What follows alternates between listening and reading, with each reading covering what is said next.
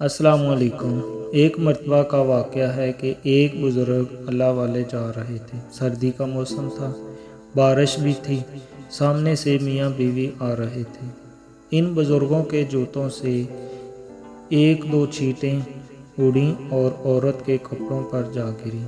شوہر نے جب دیکھا تو بڑا غصہ آیا، کہنے لگا، تو اندھا ہے، تجھے نظر نہیں آتا؟ تو نے میری بیوی کے کپڑے خراب کر ڈالے۔ غصے میں آ کر اس نے اللہ والے کو ایک تھپڑ لگا دیا۔ بیوی بڑی خوش ہوئی، کہنے لگی، تم نے میری طرف سے خوب بدلہ لیا۔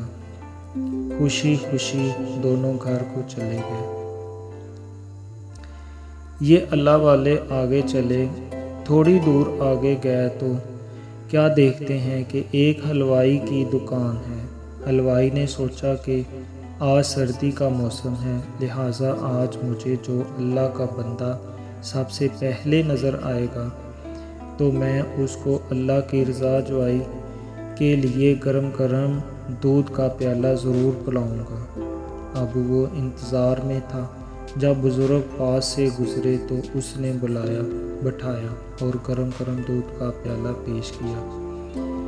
سردی تو تھی ہی صحیح، بزرگ نے دودھ پیا اور اللہ کا شکر ادا کیا۔ بزرگ نے دکان سے باہر نکل کر آسمان کی طرف دیکھا اور کہا، واہ اللہ، تیری شان کتنے عجیب ہے! واہ اللہ، تیری شان کتنی عجیب ہے! کہیں تو مجھے تھپڑ لگواتا ہے اور کہیں گرم دودھ کے پیالے پلواتا ہے۔ دوسری جانب وہ میاں بیوی گھر کے قریب پہنچ چکے تھے۔ خاوند سیڑھیاں چڑھ رہا تھا، اس کا پاؤں پھسلا اور وہ گردن کے بل گرا اور وہیں اس کی موت واقع ہوئی۔ بیوی نے کہا کہ تھوڑی دیر پہلے ایک واقعہ پیش آیا تھا، کہیں اس بزرگ نے اس کے لیے بد دعا نہ کرتی ہوئی ہو۔ لوگ بزرگ کے پاس آئے اور کہنے لگے، ایک تھپڑ ہی تو مارا تھا اس نے، جب اسے معاف کر دیتے تو آپ نے اس کے لیے بد دعا ہی کر دی اور پوری جان ہی لے لی۔ بزرگ نے کہا، نہیں، میں نے کوئی بد دعا نہیں کی۔ بات در حقیقت یہ ہے کہ تھپڑ مارنے والے شخص کو اپنی بیوی سے محبت تھی۔ جب بیوی کو تکلیف پہنچی تو اس نے بدلہ لیا۔